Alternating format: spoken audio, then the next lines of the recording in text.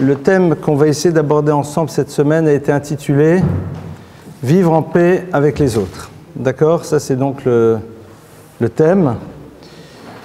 On va, si vous le voulez bien, démarrer donc sur un texte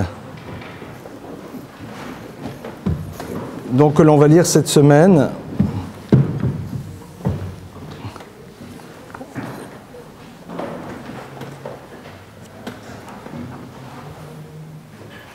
La Torah nous parle donc de ce qu'on appelle Chukat HaTorah, c'est-à-dire cette semaine on va aborder un des enseignements les plus énigmatiques du texte, puisque on va nous dire la chose suivante. Hachem s'adresse à Moshe et Aaron et leur dit « Voici la loi de la Torah que Dieu a ordonnée ». Et on va se retrouver ici face à ce que l'on appelle l'enseignement de la vache rousse. Alors de quoi s'agit-il ? Je ne vais pas rentrer dans les détails, vous savez qu'il existe donc dans les textes des références à des notions de pureté et d'impureté. On a souvent expliqué déjà dans ce cours que la notion de pureté et d'impureté n'a strictement rien de péjoratif. C'est adaptation ou inadaptation par rapport à une certaine fonction. Pour la Torah, la notion d'impureté est ce qui est lié à la finitude. La notion de pureté est liée à la dimension de l'infini. Et donc lorsque l'on est confronté à la problématique de la mort, de la finitude, on est donc dans un état d'impureté qui nous empêche de nous inscrire dans un certain nombre d'actes ou de se retrouver dans des lieux qui nous renvoient à la dimension d'infini.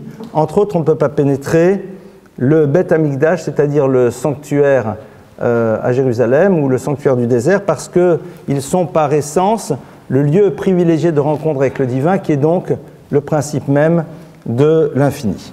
Ça, c'est un sujet en tant que tel. Et la Torah nous dit, voilà, que se passe-t-il lorsque une personne s'est retrouvée à l'intérieur donc d'une situation d'impureté? Il y a un processus à mettre en place. Et ce processus est un processus qui est a priori extrêmement curieux, puisqu'on nous demande entre autres de faire des aspersions d'eau avec des cendres d'une vache rousse, enfin toute une histoire. Et à propos de cette loi-là, le verset nous dit que le roi Salomon, qui est appelé l'homme le plus sage, va dire « Amarti echakma v'irochoka mimeni » je pensais que j'étais un être doté de sagesse, v'irochoka mimeni, et je me suis rendu compte que cette sagesse était extrêmement loin de moi. Alors on a l'impression qu'au fond on a ici une loi qui est particulière, et en effet le texte insiste sur cette dimension-là puisqu'il va nous dire « Zot Chukat HaTorah », voici la loi de la Torah par excellence. A priori on aurait pensé plus à une loi très, voilà, dans la série « Tu aimeras ton prochain comme toi-même »,« Dieu », enfin des choses comme ça. Là, on est dans un texte qui nous parle d'histoire, de pureté, d'impureté, c'est très curieux. Alors, le terme de chok, qui est utilisé ici pour nous parler de la loi, nous renvoie aussi à une loi qui est a priori difficilement compréhensible, voire même qui, dans son essence, ne peut pas être appréhendée par l'humain. Et on nous dit, voilà, ça c'est au cœur de la Torah. Alors, vous allez dire, pour l'instant, quel est le rapport avec le sujet? On va y arriver dans quelques instants. Voici ça, voilà, la Chukat HaTorah, tu connais véritablement la loi par excellence de la Torah, voilà, c'est ça. C'est un moment dans lequel on te dit qu'en cas d'impureté, voilà ce qu'il faut faire, des aspersions, des cendres, de l'eau rousse, enfin voilà, toute une histoire. Pourquoi est-ce que c'est Chukat HaTorah? Pourquoi est-ce qu'on est en train de nous dire que c'est au centre de la Torah? On va essayer de réfléchir tout d'abord qu'est-ce qui se joue derrière cette problématique de pureté et d'impureté. On a vu que la notion d'impureté dans la tradition juive, c'est le principe de la rupture par rapport à l'infini. Et dès le moment où quelqu'un vit une situation de ce type, eh bien, immédiatement, il a une perception nouvelle de la relation qu'il a au monde qui l'entoure et aux autres. Lorsque vous êtes dans un univers dans lequel tout est ouvert, un univers dans lequel vous êtes face au monde des possibles, eh bien, la réalité de l'autre ne m'apparaît pas dans toute sa puissance parce que tout simplement, cet autre-là fait partie en permanence de mon monde des possibles. C'est quelqu'un que je peux rencontrer, c'est quelqu'un avec qui je peux construire un échange, c'est quelqu'un avec qui il y a des choses qui peuvent se passer. Les lieux, parce qu'ils sont accessibles pour tout à chacun, parce qu'il n'y a pas de limite dans la possibilité de s'y retrouver, au fond, pour pouvoir en prendre la mesure, il va falloir que je fasse l'effort de m'arrêter un instant et de prendre conscience de ce qu'ils sont et de ce qu'ils représentent. Dès lors que l'on est confronté au principe de Tuma V'Tahara, c'est-à-dire qu'il y a un moment, un univers dans lequel il y a une distance qui doit être créée, et que cette distance n'est pas liée à la qualité de la relation qui peut être entre nous, ou alors la particularité de l'autre, mais beaucoup plus à un état que je vis et que je ne peux même pas voir, puisque cette notion de pureté et d'impureté n'est pas visible, ça m'oblige à me poser la question de moi et l'autre. Je ne peux pas rentrer dans le sanctuaire. Je ne peux pas me rapprocher d'un Kohen pour ne pas le rendre impur. Je sais que si à un moment je touche une autre personne, eh bien celle-ci aussi sera touchée par cette dimension d'impureté. Donc, je réalise brusquement, beaucoup plus fortement, que je suis confronté à l'autre. Que cet autre-là, ma présence à ses côtés, va avoir un impact par rapport à lui. Et cet impact n'est pas dans le domaine du visible, est quelque chose qui va l'habiter et qui va l'obliger à son tour à mettre en place un processus pour pouvoir s'en extraire. Au fond, peut-être qu'ici la Torah, entre autres, est en train de nous dire Zot Chukat Torah. Voici le chok de la Torah, c'est-à-dire le principe fondateur de toute la Torah. Lorsque tu te retrouves dans une situation qui va t'obliger à prendre la mesure de ta place vis-à-vis de l'autre, lorsque tu réalises qu'à un moment tu dois construire une forme de vigilance par rapport au monde qui t'entoure, lorsque tu réalises que tu peux impacter cet univers, lorsqu'à un moment tu es obligé de réfléchir au principe même de la relation que tu auras ou que tu n'auras pas avec l'autre. Un des problèmes majeurs que l'on a, au fond, dans toutes les sociétés, c'est que l'on ne donne pas et on ne prend pas la mesure de ce que veut dire un monde des relations. On ne prend pas toujours la mesure de ce que veut dire une relation de proximité. On ne prend pas toujours la mesure de ce que veut dire l'autre et de l'impact que je peux avoir vis-à-vis de lui au moment de notre rencontre. À travers ces lois-là, la Torah est en train de m'ouvrir à cette perspective. Elle est en train de me dire Zot Chukat Torah. Voici le chok de la Torah. Le chok de la Torah, c'est quoi?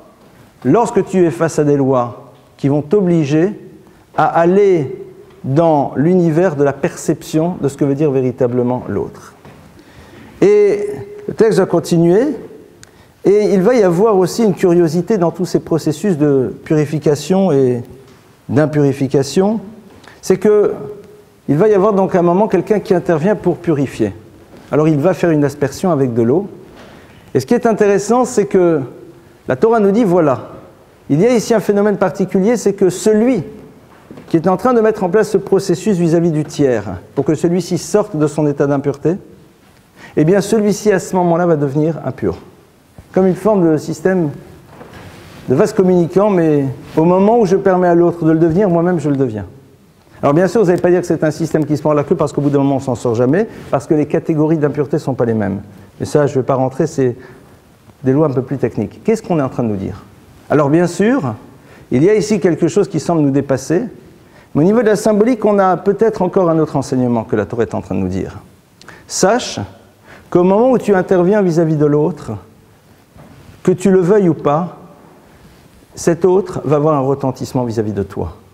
Et ça, tu dois le savoir au moment même où tu commences un processus d'investissement vis-à-vis de l'autre pour lui permettre, en effet, de se retrouver dans son état précédent.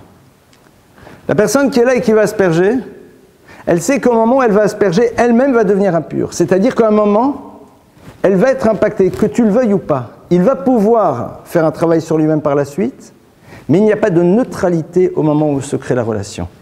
Tu ne peux pas imaginer qu'au moment où tu es en train d'apporter quelque chose à l'autre, il n'y ait pas un retour qui se passe et un retour qui peut être d'une certaine manière toxique. C'est à ce prix-là que se construit en effet la relation.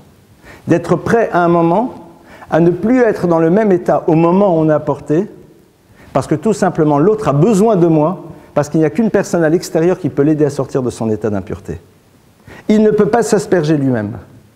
En effet, comme les maîtres nous disent, En chavush matir et atzmo bibata surim. Le prisonnier ne peut pas se sortir lui-même de sa prison. C'est pas possible.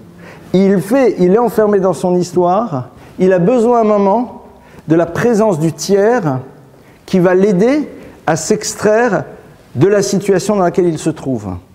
Il va avoir besoin d'un autre qui va l'aider à se retrouver dans une situation de tahara, c'est-à-dire dans un monde dans lequel il peut se projeter dans l'univers de l'infini. C'est-à-dire un monde dans lequel il se reconstruit dans la dimension de l'espoir. Parce qu'on sait très bien que la notion de tahara inscrit l'individu dans l'infini, donc dans l'espérance d'un futur. Parce que justement, ce futur, il est ouvert, il est là. Mais le faire va nécessairement t'impacter. Quel va être cet impact? Quel va être le premier impact que va avoir l'investissement que l'on va avoir vis-à-vis de l'autre pour pouvoir lui permettre de sortir de sa situation? Faites attention, il est cassé le banc. Il y a de la place derrière. Quel va être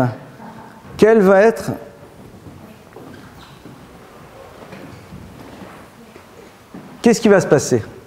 D'abord, pourquoi est-ce qu'il va y aller? Qu'est-ce qui va se passer au moment où il va essayer de faire ce travail? L'autre est dans son état de Touma, c'est-à-dire l'autre est au fond dans une forme de désespérance. Il est en effet confronté maintenant au problème de la finitude. La finitude peut créer une forme de désespoir. Ou alors, on te rappelle que tout en vivant dans ce monde dans lequel tu as fait l'expérience de la finitude, tu peux malgré tout créer quelque chose d'infini.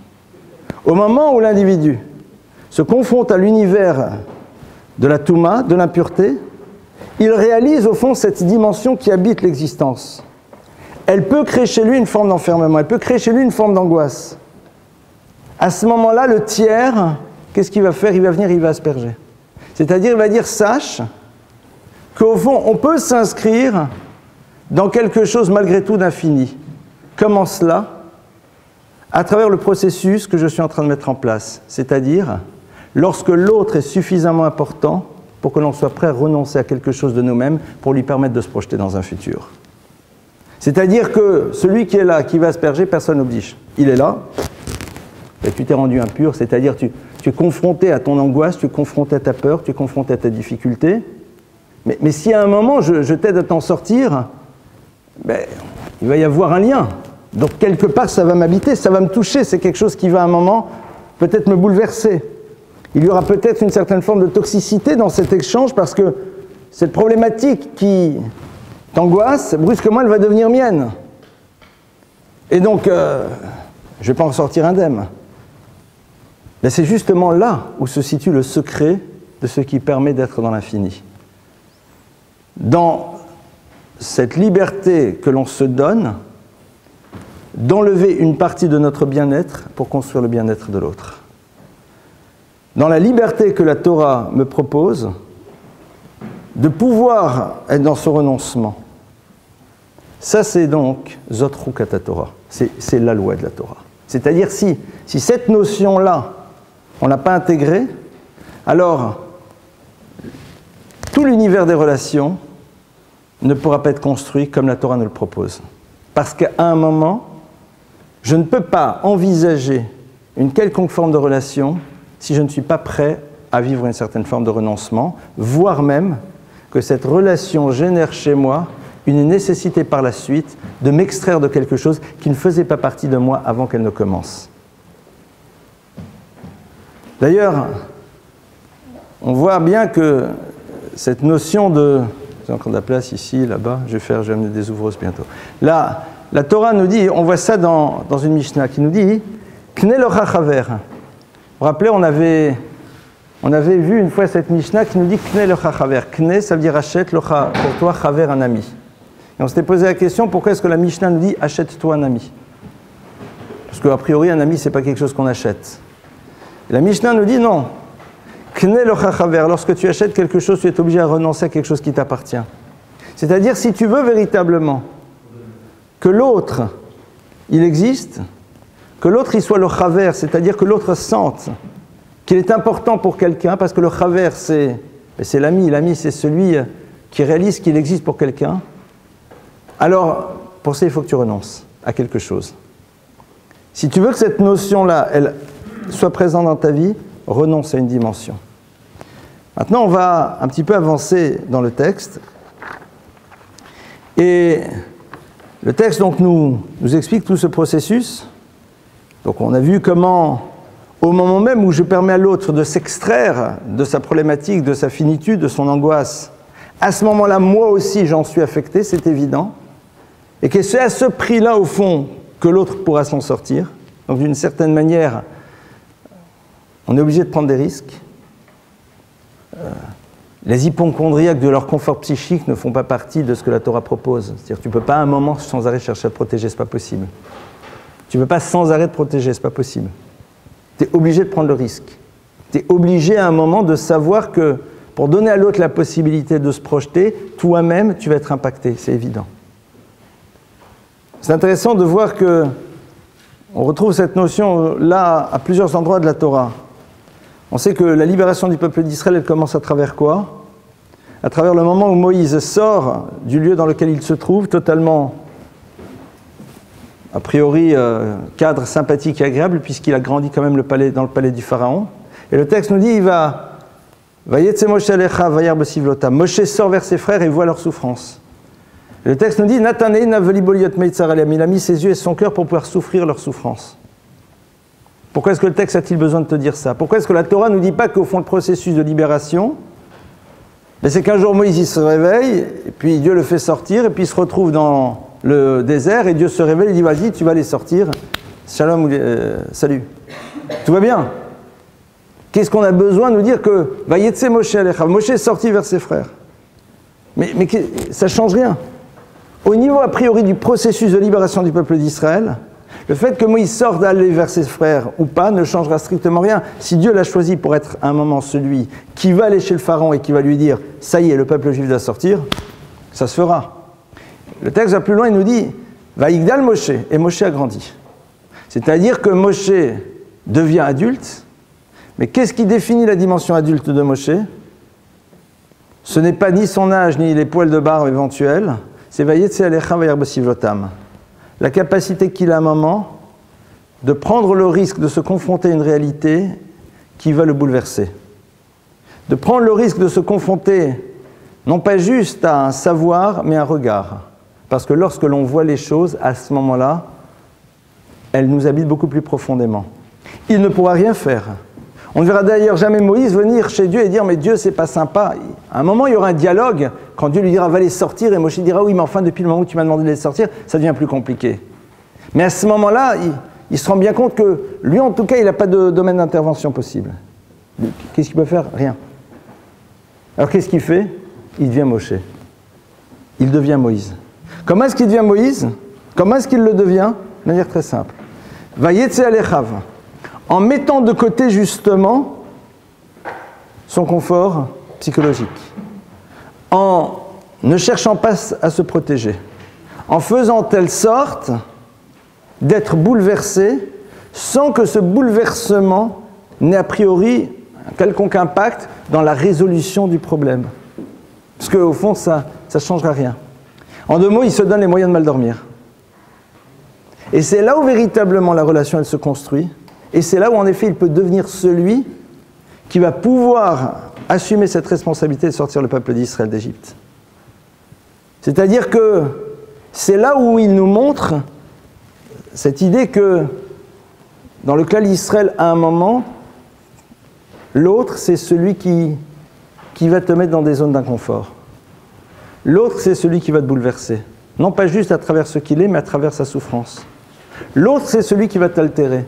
L'autre, c'est celui qui va t'enlever un peu de ta joie de vivre. L'autre, c'est celui qui va t'amener un peu d'impureté.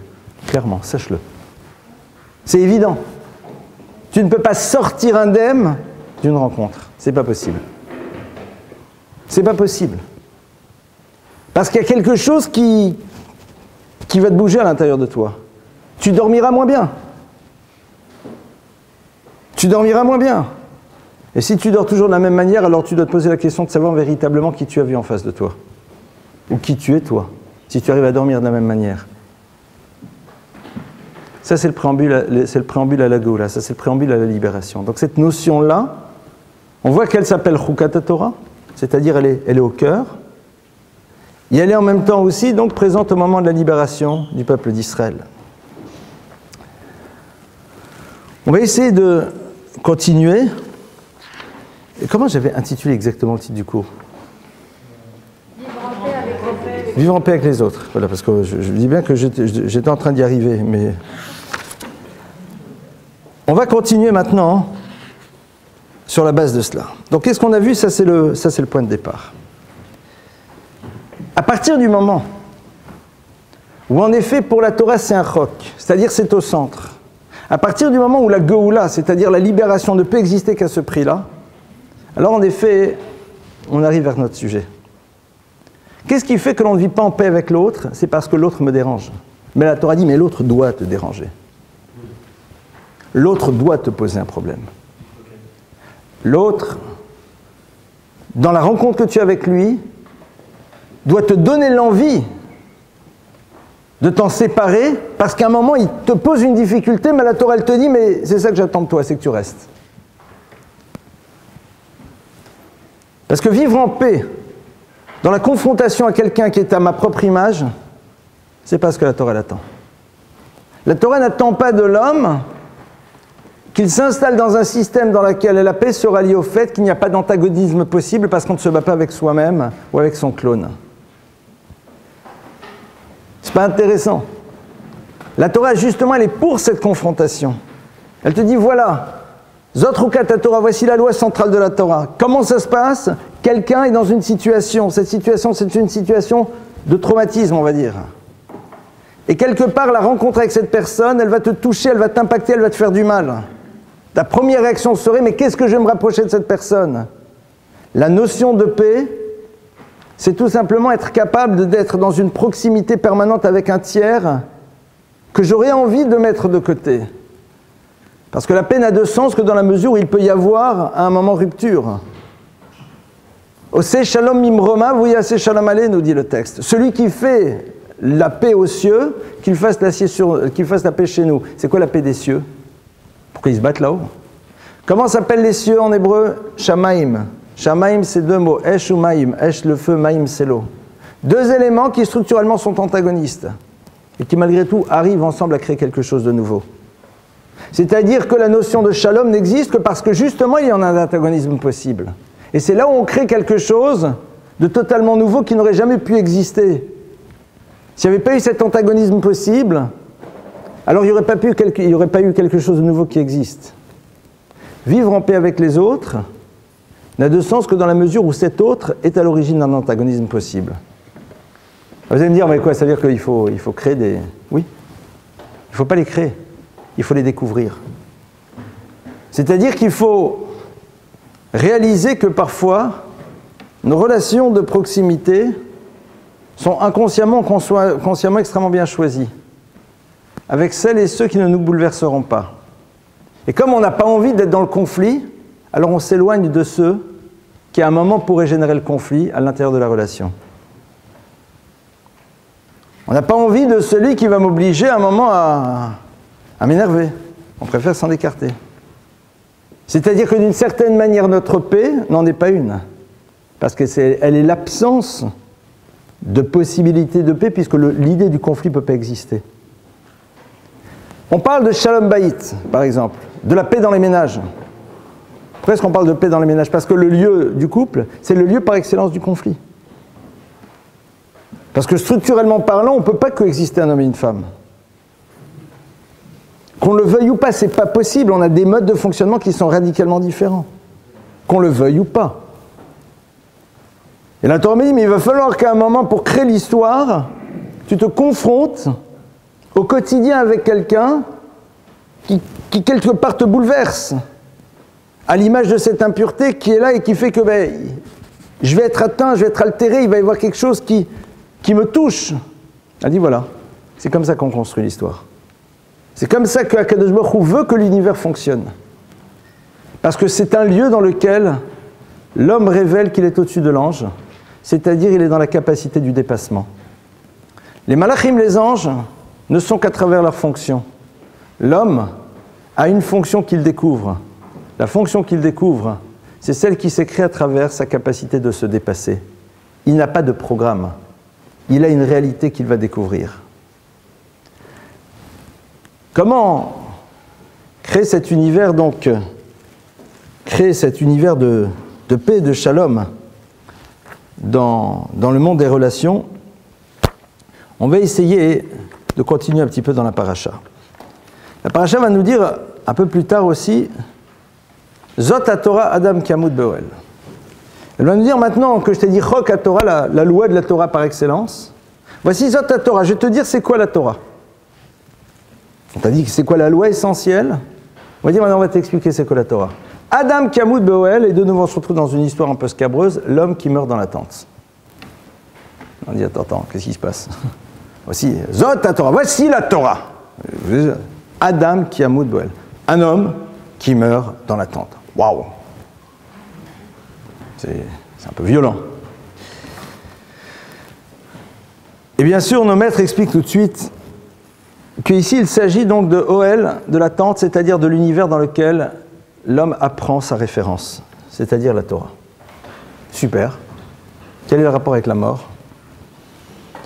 Et dit la Gemara, la particularité de la mort, c'est qu'il est totalement insensible au monde qui l'entoure. C'est-à-dire que le monde qui est autour de lui ne l'affecte d'aucune manière. Et c'est là où il y a quelque chose d'absolument extraordinaire que le texte est en train de nous dire.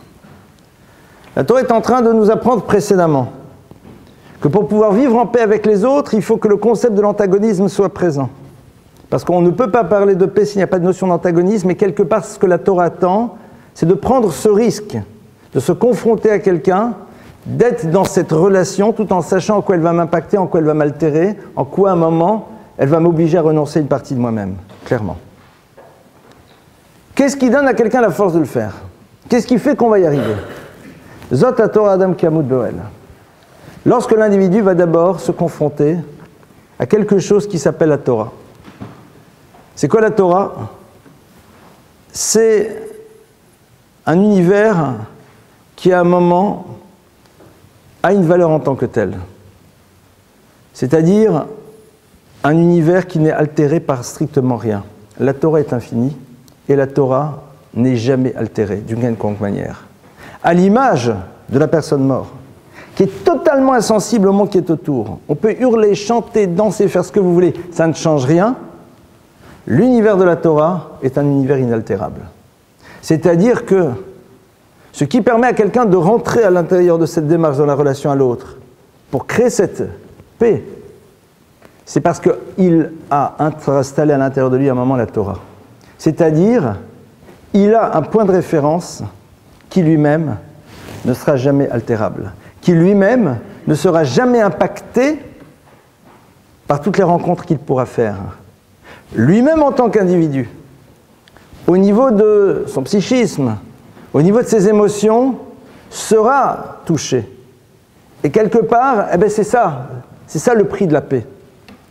C'est ça le prix de la paix, c'est comme ça que ça se construit.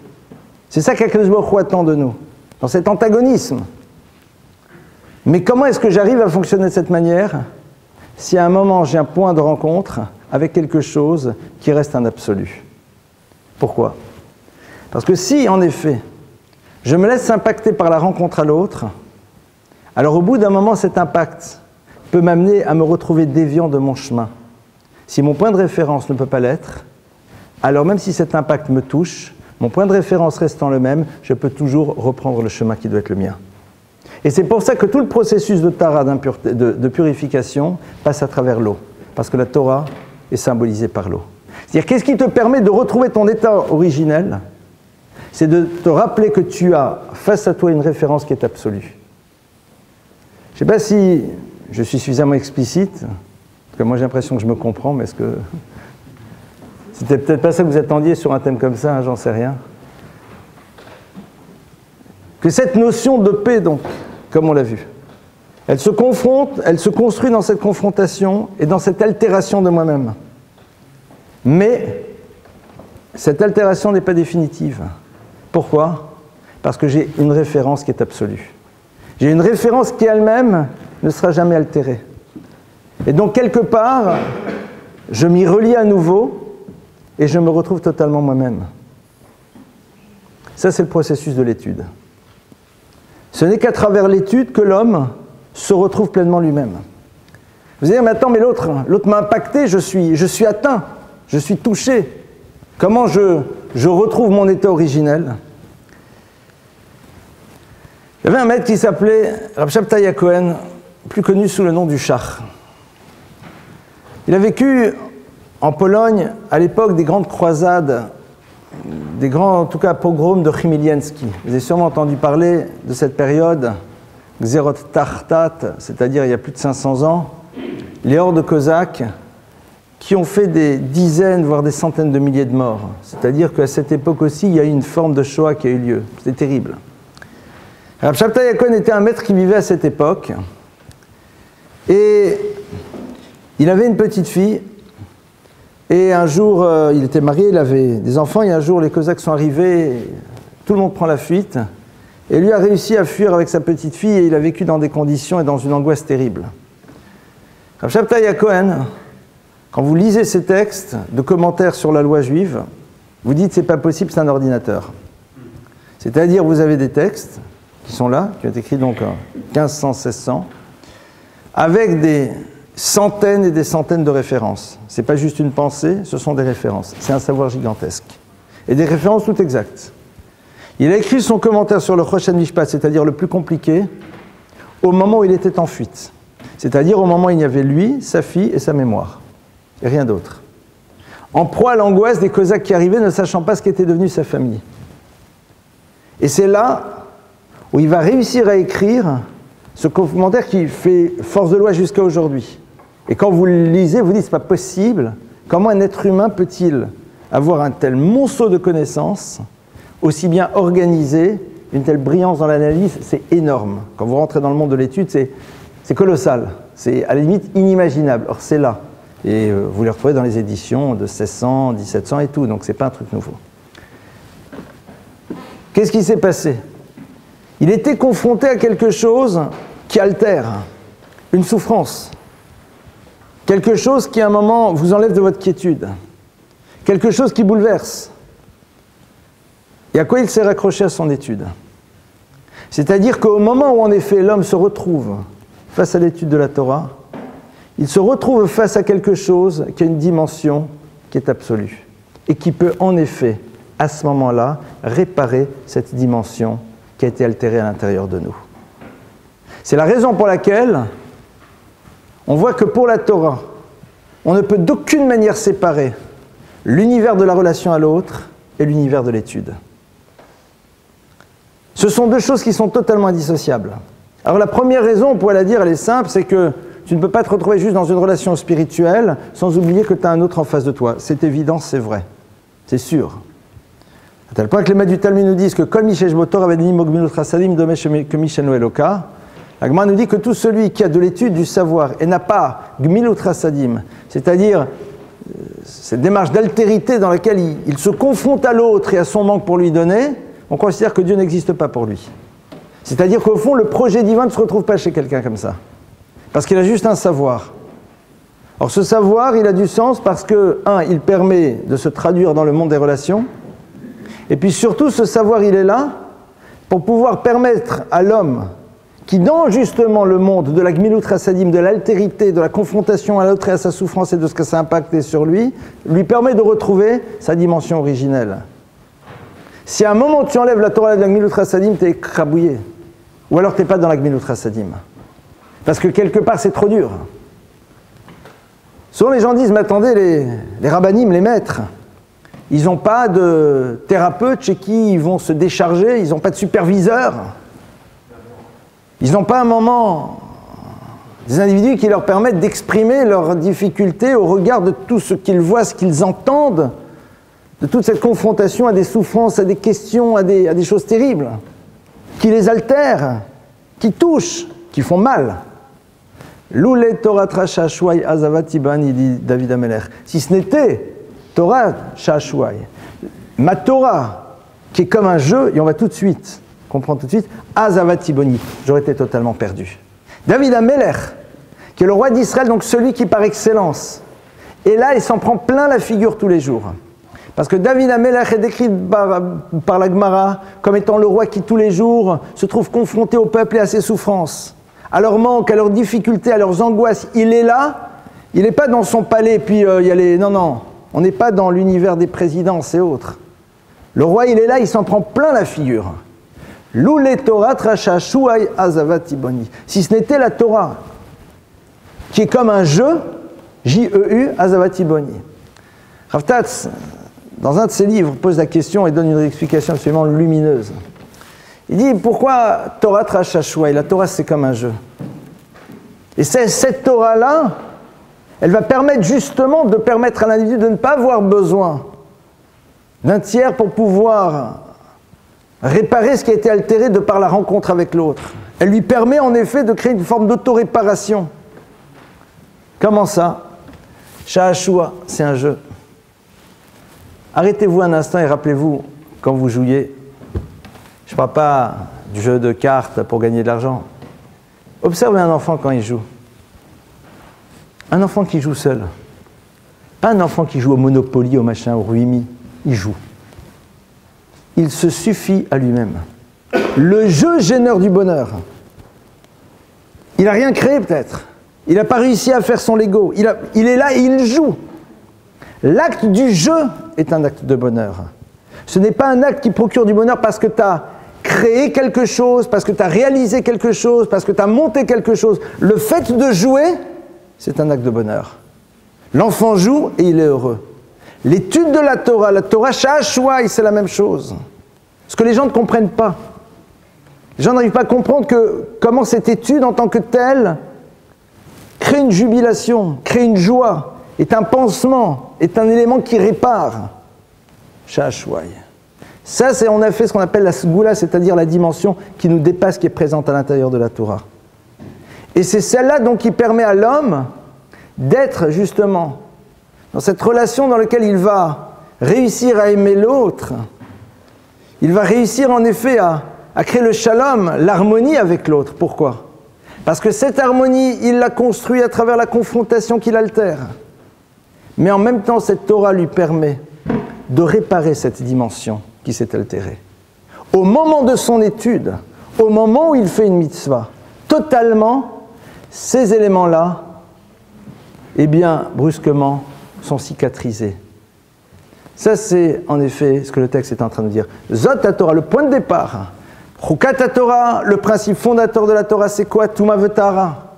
C'est-à-dire qu'à un moment, tu es dans un monde dans lequel il y a l'infini et le fini. Et quand tu te confrontes à l'infini, alors à un moment, au fini, alors il y a une distance. S'il y a une distance, donc tu prends conscience de l'autre. C'est-à-dire si tu ne peux pas aborder l'autre comme tu veux, de la manière dont tu veux, donc tu réalises ce que ça veut dire l'autre. Au passage, c'est ce qui vous permet de comprendre aussi les principes de la tsniout. Pas de l'habillement tsniout, de la limite de relations qu'on peut avoir les uns avec les autres. Au moment où la Torah dit tu ne peux pas te retrouver avec l'autre comme tu veux, comme tu en as envie, de la manière dont tu veux, elle t'oblige à prendre la conscience que tu es un autre. Il faut que tu réalises, parce que justement tu ne peux pas le contacter comme tu veux, tu ne peux pas être en lien comme tu veux. La notion de Tuma V'Tahara, c'est ça qu'elle nous apprend. Là tu réalises que tu es face à un autre. Et cet autre, à ce moment-là, dans la confrontation que tu vas avoir avec lui, parce qu'elle passe à travers ce concept de Tuma V'Tahara, c'est quelque chose qui va t'altérer, quelque chose qui va te toucher. Pour l'aider à s'en sortir, pour l'aider à être mieux, pour l'aider à être grand, tu vas être en lien et ce lien immanquablement va te toucher. Comment on fait? Zot HaTorah, Adam Kiamut Boel. Rappelle-toi que tu as une Torah qui est inaltérable, qui elle de toute façon ne sera impactée par strictement rien. Si tu arrives à t'y raccrocher, à te mettre dans son étude, alors à ce moment-là tu pourras accomplir la première partie. Voilà déjà le premier axe, j'ai envie de dire, qui doit nous amener à réfléchir à ce que ça veut dire véritablement vivre en paix avec les autres. Parce qu'il n'était pas question que ce soir on soit juste dans un cours dans lequel on va dire, donc, vous comprenez, peace and love, il faut être dans l'écoute et les machins, le respect de l'autre, etc., etc. Pas du tout. C'est pas... Parce que surtout qu'on verra qu'on ne vit en paix qu'avec les gens qui nous ressemblent. C'est pour ça qu'on se débrouille pour être sans arrêt avec eux, quoi. Vous constaterez que dès le moment où l'autre vous bouleverse, vous levez et vous partez. C'est là où justement le shalom doit exister. C'est là où il y a peut-être une shlemout, quelque chose, une complétude nouvelle qui peut être générée. C'est parce que j'ai envie de me lever et de partir que c'est là où brusquement il y a quelque chose qui peut peut-être se jouer. Parce que l'autre est en train de me toucher, l'autre est en train de me faire du mal, l'autre est en train de... Il se passe quelque chose. Alors là, voilà, qu'est-ce qu'il y a à faire maintenant? Bien sûr, si l'autre cherche à me détruire, c'est un autre problème. Je ne parle pas de l'autre qui veut me faire du mal, de l'autre qui veut me supprimer, on ne parle pas de celui-là. Mais de cet autre qui est bouleversant, qui qui pose problème. On dit, mais justement, j'ai pas envie de faire de dispute, donc je me lève et je m'en vais. Mais c'est pas ça le shalom de la Torah. Le shalom de la Torah, c'est juste en baït, c'est chez toi à la maison. Tu ne vas pas te lever et partir parce que tu es marié avec une femme. Parce que dans ce cas, dès les premiers jours, tu te lèves et tu pars. Tu sais que tu y es, tu vas devoir y rester. Et tu as décidé d'y être. On continue. Le texte, tout de suite derrière, tout de suite après ça, nous rapporte une histoire. On nous rapporte que, tout de suite après, il y a le fameux épisode du puits de Myriam qui disparaît. Rappelons-nous un petit peu de l'histoire. Myriam, la prophétesse, va mourir. Et la Torah nous dit que par le mérite de Myriam, le peuple avait de l'eau. Il y avait de l'eau dans le désert. Le jour où Myriam disparaît, il n'y a plus d'eau. Immédiatement, le peuple d'Israël se confronte à Moshe et lui dit « Moshe, on fait quoi là ?» Et regardez, c'est intéressant parce que, qu'est-ce qu'ils disent tout de suite ? « Moshe, pourquoi tu nous as sortis d'Égypte ? Pourquoi tu nous as sortis d'Égypte ? Qu'est-ce qu'on fait ici ? Il n'y a rien qui pousse. Là-bas, c'était bien, c'était sympa, c'était détente, c'était génial. » C'est un peu rapide quand même. Parce que, attendez, jusqu'à hier, il y avait de l'eau. Dieu s'est engagé à vous amener en Israël. Ça va venir. C'est bon, ça. Coupure pour entretien des canalisations pendant 4 heures. Ça va, c'est jouable. On peut survivre. Tout de suite, c'est pas juste qu'ils arrivent en disant « Moshe, c'est l'angoisse, il n'y a plus d'eau. » À la limite, on peut le comprendre. Tout de suite, qu'est-ce qu'on fait ici ? Et on en a marre. Et c'est quoi cette ambiance ? Et il n'y a rien qui pousse. Et en Égypte, c'était mieux. Ah là là, et là là, et là là. Et ils repartent, etc. Vous êtes d'accord que là, vous êtes Moïse, vous êtes mal. Pourquoi ? Parce que, d'abord, qu'est-ce que je peux y faire ? Et deuxièmement, cette confrontation, elle est bouleversante, elle le touche. C'est-à-dire qu'en 2 mots, j'ai pas fait mon travail, quoi. Vous êtes en train de tout remettre en cause. Il pourrait se draper le silence, dans sa dignité, et dire « Écoutez, débrouillez-vous tout seul. » Non, qu'est-ce qu'il fait ? Dieu leur apparaît et il leur dit « Voilà, vous allez voir un rocher, vous allez lui parler et l'eau va sortir. » Moshe ne parle pas au rocher, il le frappe. Mais quand Moshe s'adresse au peuple d'Israël, et là, regardez, il leur dit la chose suivante. Moshe rassemble le peuple et leur dit « Vayomer Moshe, Moshe a dit au peuple, « Shimuna Hamorim, écoutez-moi, bande de rebelles. Hamin asela azeh yotzilachem maim, est-ce que vous pensez que d'un rocher, Dieu peut faire couler de l'eau ?» Et il dit, vous allez voir que l'eau va couler. Il frappe. Dieu dit, à ta frappé, tu devais partir, tu devais parler, tu seras sanctionné. On ne va pas rentrer, c'est tout un long développement en tant que tel. Je voudrais m'arrêter sur un mot qui est relevé par le texte. Et il va leur dire la phrase suivante. Shimuna Hamorim. Il va leur dire, écoutez-moi, bande de rebelles. Et là, le Midrash nous dit que Dieu lui dit, oh, Moshe, t'as vu comment tu leur parles ? T'oses leur parler de cette manière ? Pardonnez-moi. Il les a pas insultés. Il leur a juste dit, écoutez, bande de rebelles, écoutez-moi, quoi. Quelque part, c'est ce qu'ils viennent de faire. Il n'a pas inventé un superlatif, il n'a pas dit un mot qui ne correspond pas à leur réalité. C'est vrai, ils viennent de se révolter. Ils viennent de se révolter. Il leur dit, écoutez-moi, bande de rebelles. Akadosh Baruch Hu dit à Moshe, non. Ça ne va pas du tout. De quel droit tu leur parles de cette manière ? Qu'est-ce qui se joue ici ? Moshe Rabbeinu, il est totalement bouleversé par ce qui vient de se passer. C'est-à-dire que la confrontation qu'il a eue au peuple le touche. Ça lui fait mal. Ça le bouleverse. Et là, il y a un problème. C'est que comme ça le bouleverse, comme ça le touche, alors il va dire un mot qui entretient la distance. Et Dieu dit, tu ne peux pas te permettre. Parce qu'au moment où tu dis ça, à travers le vocabulaire que tu es en train de dire, de prononcer, pardonnez-moi, cet impact que tu as pu vivre au moment où il s'adresse à toi, eh bien justement, il ne doit pas créer de distance. Alors si tu dis ces mots-là, tu valides la distance. Tu dis, voilà, vous êtes vous des rebelles.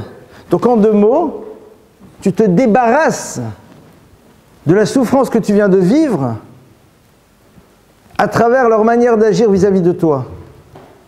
C'est pas ce qu'on attend de toi. Ça te bouleverse, c'est vrai. À un moment, ça t'altère. À l'image de cette Touma. Il y a quelque chose qui, dans la confrontation à l'autre, à un moment te pose problème. Donc on est véritablement dans une confrontation. Qu'est-ce que la Torah attend? Que la paix surgisse tout de suite. Et la paix ne peut pas surgir si tu dis un mot pareil. Parce que ça veut dire que tu as figé la relation. Tu as, à travers ces mots-là, mis en place un système dans lequel on se rappellera toujours qu'il y a eu, à un moment, tension entre les deux. Et ça, tu ne peux pas faire.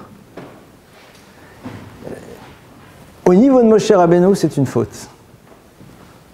Et c'est vrai que, regardez, nous aussi, si à un moment vous définissez à travers des mots particuliers cet autre qui vous bouleverse, c'est cette image de lui que l'on garde.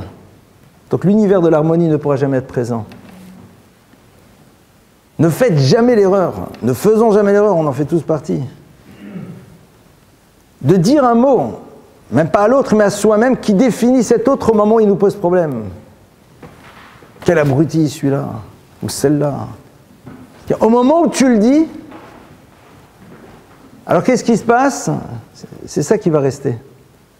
Donc on ne peut plus être dans cette dimension de paix et de shalom. Parce que ce mot-là, il a laissé une trace. Et vous le savez très bien, on n'oublie jamais la trace d'un mot. Ouais, mais tu avais quand même dit ça à l'époque, hein. Tu m'as traité. Hein. Ouais, non, mais je regrette. Non, mais j'étais. Pourquoi les gens ils se rappellent des mots qui ont été prononcés? Alors que vous allez leur prouver par A plus B que vous les aimez, que vous êtes bien, que vous y sont géniaux, etc., tout ce que vous voulez. Pourquoi ils se rappellent de ces mots? Parce que ces mots ont installé à un moment la rupture. Parce que ces mots à un moment ont validé la tension. Alors que justement la rencontre, elle va créer cette dimension de tension. C'est normal. Et c'est là où en effet je vais devoir faire cet effort de shalom. Voilà tout de suite ce qui se passe après. Shimuna Morim. Dieu dit non, tu ne peux pas. Shimuna, écoutez-moi. C'est-à-dire qu'en 2 mots, moi, Moshe Rabbeinu, j'ai été altéré. J'ai été touché. C'est-à-dire que la confrontation que l'on a l'un avec l'autre, à un moment, me bouleverse. Si j'ai envie de réparer les choses, si j'ai envie de faire en telle sorte que justement cette dimension de shalom soit présente, alors il ne faut pas qu'un mot soit là pour être dans le rappel de cette difficulté. La Gemara nous dit que l'on doit faire extrêmement attention de ne pas prononcer des mots qui renvoient quelqu'un à une histoire précédente. Parce que si tu n'as pas de mot qui le renvoie à son histoire précédente, quelque part celle-ci disparaît. Et tu peux recréer une harmonie. Sinon, c'est-à-dire que tu la maintiens toujours. Ça, c'est ce qui va se passer donc tout de suite après. Et en effet, Moshe Rabbeinu, sur la base de ça, va être sanctionné. Hachem dit, tu ne peux pas te permettre. Vous et moi, on aurait dit ces mots, il ne se serait rien passé. Parce que c'est vous et moi. Moshe Rabbeinu, il ne peut pas. Parce que Moshe Rabbeinu, il représente véritablement la dimension absolue de ce qu'un juif doit atteindre. À tel point que l'Agma nous dit que chacun d'entre nous doit se poser la question à quel moment il sera à son image. On ne peut pas atteindre son niveau parce qu'on n'a pas les capacités qui sont les siennes.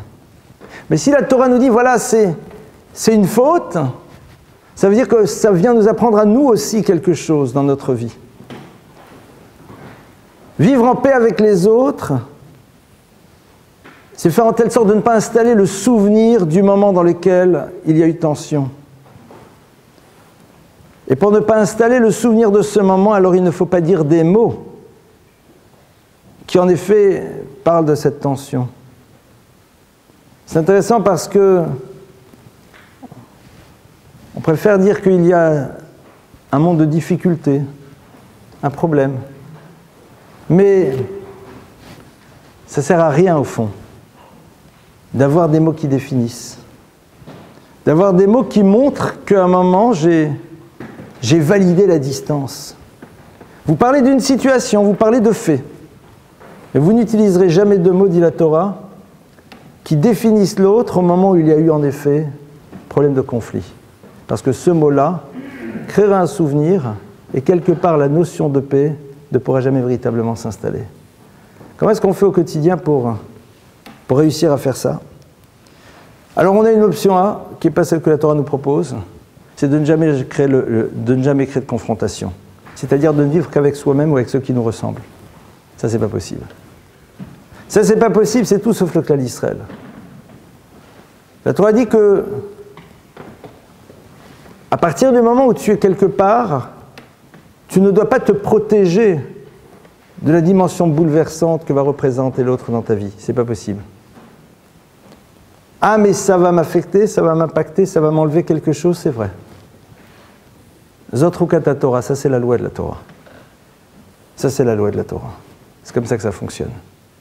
Ah, mais comment on va faire pour s'en sortir? Zot Torah Dam Kamut Boel. Tu as quelque chose qui a une dimension particulière qui est la Torah. Qui va te permettre, les gens disent tout souvent, mais comment est-ce qu'on y arrive? Zot Torah Dam Kamut Boel, elle est là. N'installe pas à travers des mots le souvenir du moment dans lequel le conflit a eu lieu et qui laisse des traces. Et rappelez-vous que les gens se rappelleront toujours des mots que l'on a utilisés pour les définir au moment d'une difficulté. On peut parler des difficultés, mais pas de la personne. Parce que sinon, la notion de shalom, de shlemut, ne pourra pas exister à nouveau. Voici quelques points de réflexion sur ce sujet. Et si vous le voulez, on va passer à vos questions.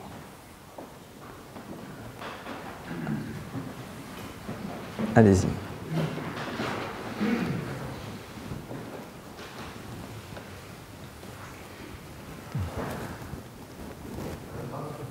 Oui.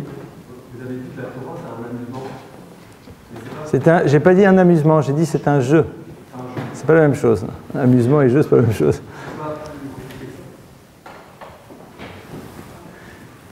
Le problème, c'est quelle est la définition que tu as du mot jeu? Mais justement, la Torah te donne une autre définition du mot. Tu viens de découvrir ce soir qu'il y a une autre définition. Quand j'ai expliqué cette notion du jeu, c'est comme le Rav Tatz s'explique, c'est au moment où tu es en train d'étudier, au moment où tu te confrontes au texte, même si celui-ci n'a pas de rapport direct avec le sujet que tu vas étudier, avec la problématique qui est la tienne, même si a priori il y a un monde entre ce à quoi tu aimerais réfléchir et le sujet que tu es en train d'apprendre, il génère en effet chez toi cette dimension de bonheur et de plaisir et de plénitude. Il faut juste en faire l'expérience. Vous savez, qu'est-ce qui fait que dans le monde de l'étude, vous pouvez rester 5 heures, 6 heures, 7 heures, 8 heures, 9 heures, 10 heures, 11 heures, 12 heures à étudier de suite. C'est-à-dire c'est relativement courant. Que des garçons, que rien n'oblige à rester, il ne faut pas l'oublier. C'est-à-dire qu'il ne faut pas oublier que les gamins qui étudient à 16, 17, 18, 19 ans, ils peuvent se balader dans les rues, aller fumer des cigarettes et faire ce qu'ils veulent.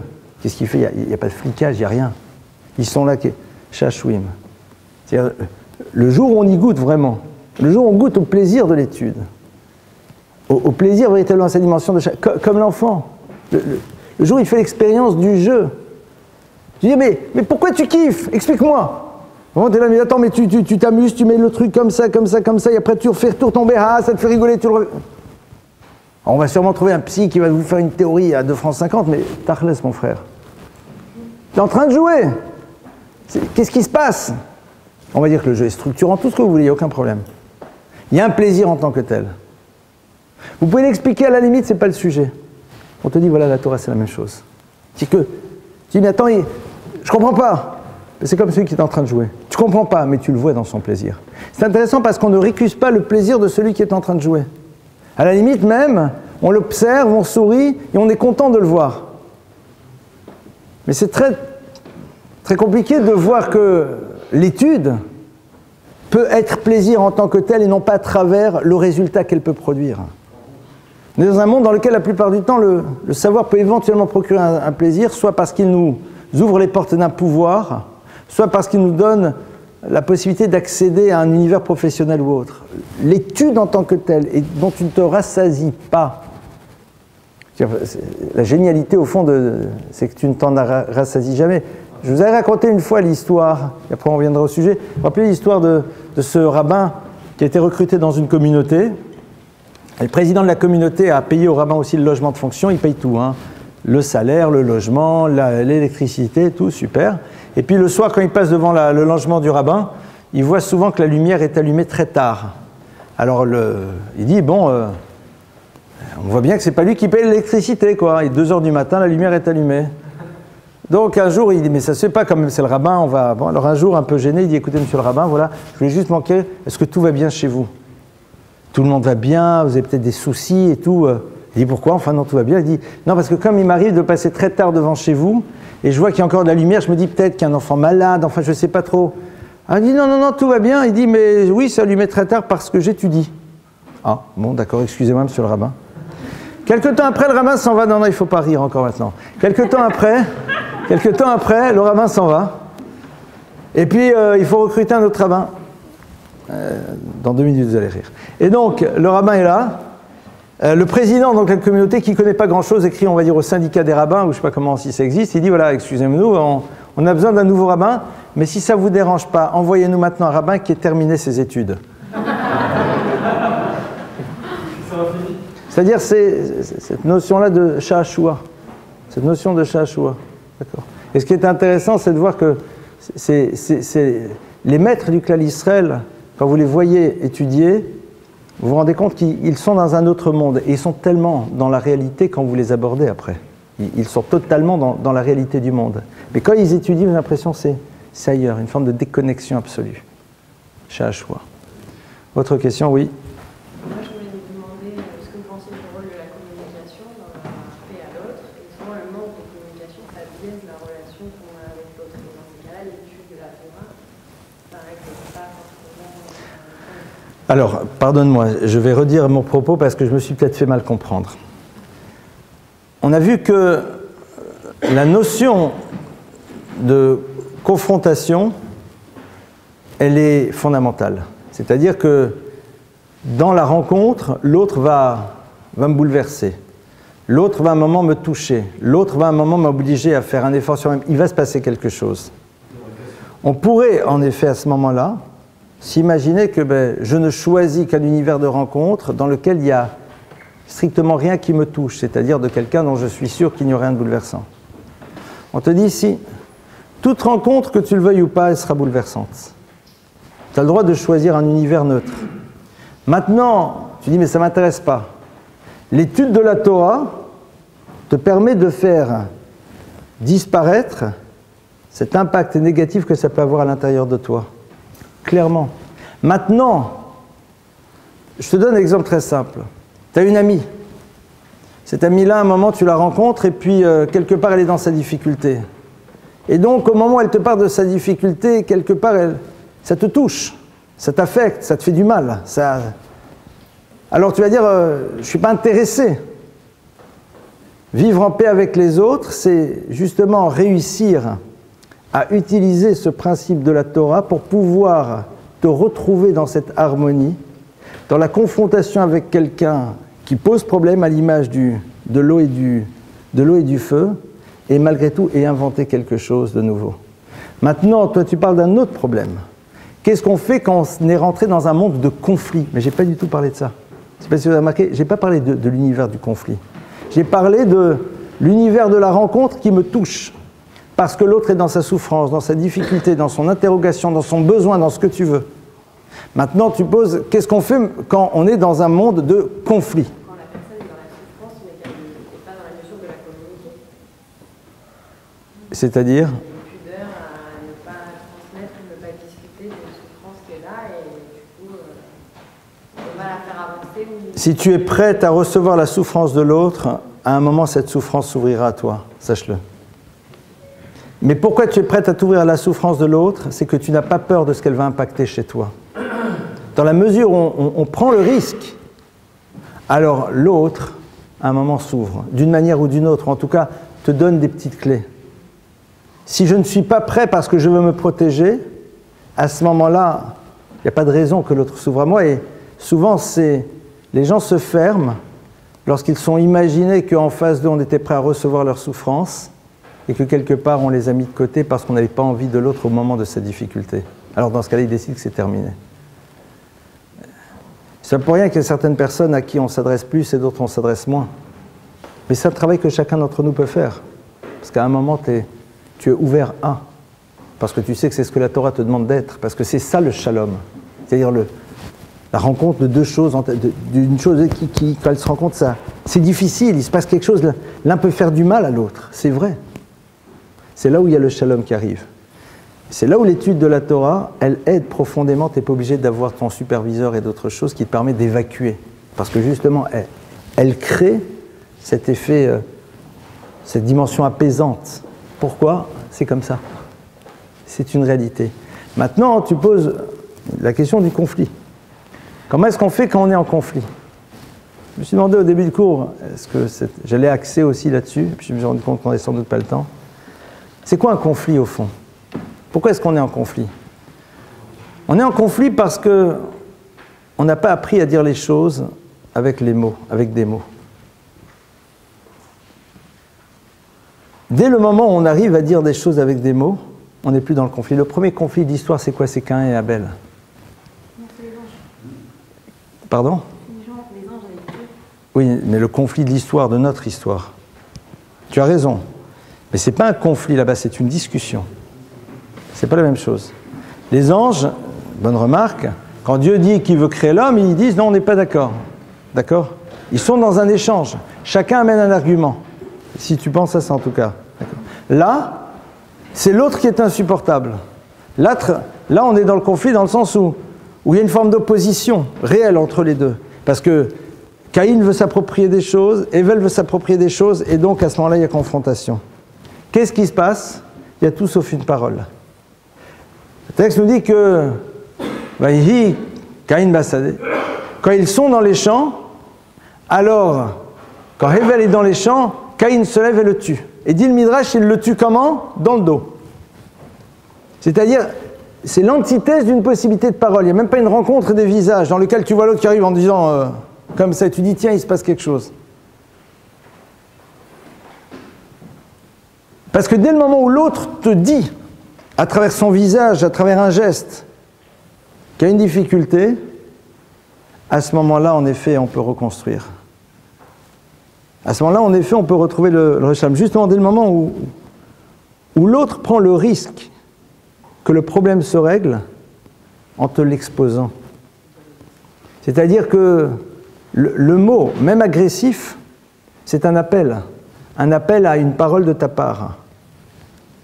Et donc, ce conflit-là aussi est générateur de shalom parce qu'il est au niveau du verbe, parce qu'à un moment, il y a des choses qui sont dites.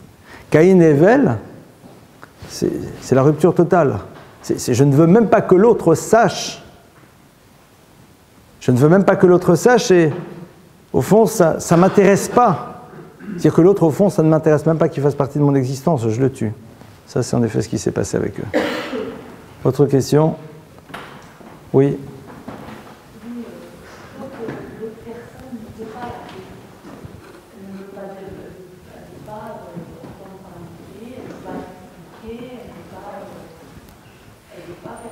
En 2 mots, est-ce qu'on peut parler dans la Torah d'une paix unilatérale?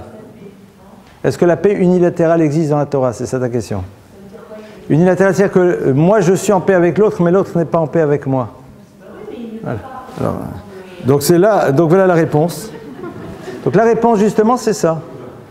Quelqu'un a le droit de m'en vouloir, c'est son problème. C'est pas pour autant que je suis obligé de fonctionner comme lui. C'est tout. Tu as le droit de ne pas être d'accord.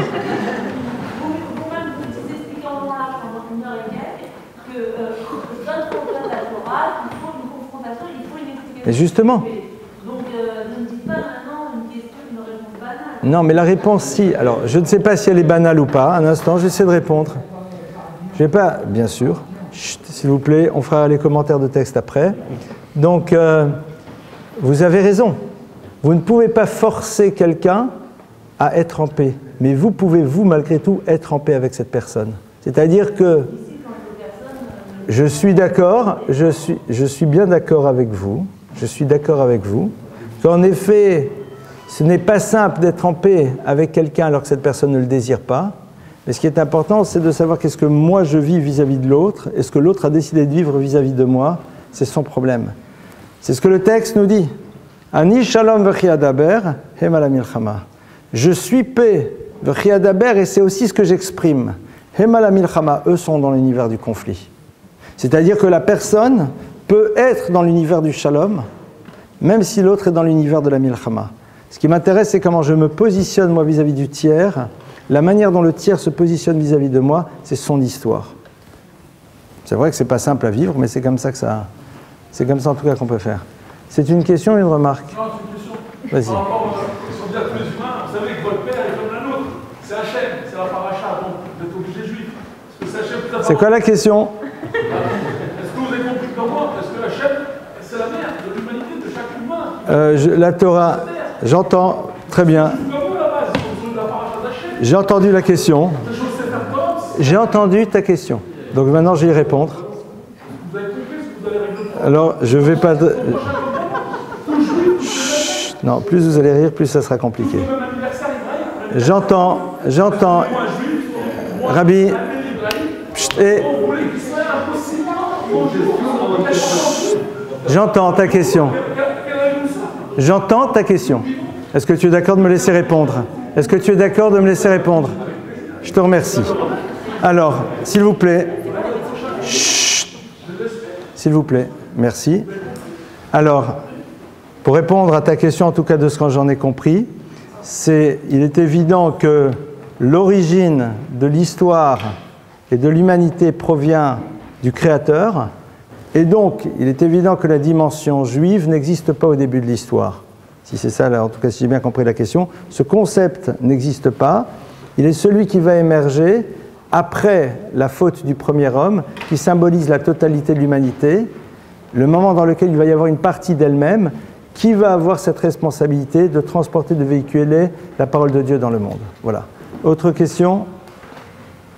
Non, c'est bon, je t'ai entendu. Allez-y. Anne, il y a quelqu'un d'autre qui pose une question? Chut, un peu de respect, s'il te plaît. Lorsque quelqu'un est toxique et que... Lorsque quelqu'un est toxique, oui. Est-ce qu'il faut justement continuer à essayer de maintenir cette relation pour l'aider? Parce qu'il y a des gens qui sont toxiques envers eux. Chut. S'il vous plaît, au fond, merci. On peut les aider, parce que ça peut les toucher. Là, dans l'absolu, si vous continuez... Moshe Rabbeinu va yigdal Moshe. Moshe a grandi, il est sorti vers ses frères. Vayar besivlotam. C'est-à-dire qu'à un moment, ça a un impact, ça touche. Bien sûr que chacun d'entre nous doit savoir jusqu'à où il peut aller. Mais, comme j'ai dit tout à l'heure, il ne faut pas être des hypocondriaques de notre confort psychique. C'est-à-dire de ne pas être sans arrêt en train de se protéger. Souvent, on définit la dimension toxique de l'autre parce qu'on n'a pas envie d'être confronté à la relation et de créer malgré tout cet univers de paix. Ça c'est ce soir, comme dans tous les cours d'ailleurs, j'ouvre des portes avec vous. Maintenant, à quel moment en effet je suis en danger, c'est à chacun de le définir. Mais à un moment ou à un autre, vous ne pouvez pas faire un abandon de poste si c'est votre poste. À chacun d'entre nous de savoir le plus tôt possible quelles sont ses capacités de recevoir cette difficulté et aussi que fait-il pour se régénérer? Que fait-il pour justement aller à cette source qui va lui permettre d'être dans la continuité de ses relations malgré en effet le fait qu'elles puissent être bouleversantes? C'est ça, hein, c'est-à-dire les gens disent « mais attendez, ça ne vous touche pas ?» Bien sûr que ça te touche, bien sûr que ça fait mal. Mais alors? Et alors? Et alors? C'est-à-dire qu'à un moment, oui, en effet. Ah, mais moi, j'y arrive pas.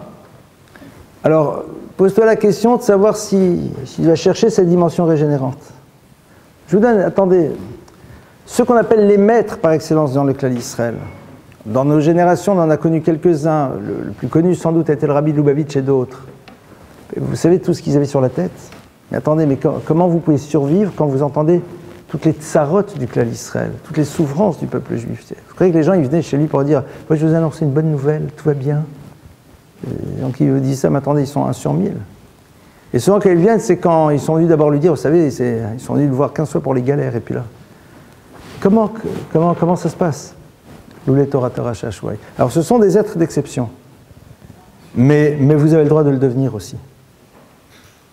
On a le droit de le devenir. Et pour le devenir, en effet, il faut créer l'équipement intérieur. Et créer l'équipement intérieur, c'est développer le Limoudat Torah, le Kiyum HaMitzvot, qu'on le veuille ou pas. Ah, vous allez dire, ça ne m'intéresse pas. Alors on aura peut-être difficile, en effet, à vivre cette dimension de paix dans l'univers des rencontres, parce qu'au fond, cette paix n'aura pas de sens vu qu'elle n'a jamais été construite sur un univers où le conflit, la difficulté pouvait exister. Après, c'est chacun qui voit. D'accord? Tov. On va arrêter ici pour ce soir. Je vous dis Shavua Tov et la semaine prochaine, Bezrat Hashem.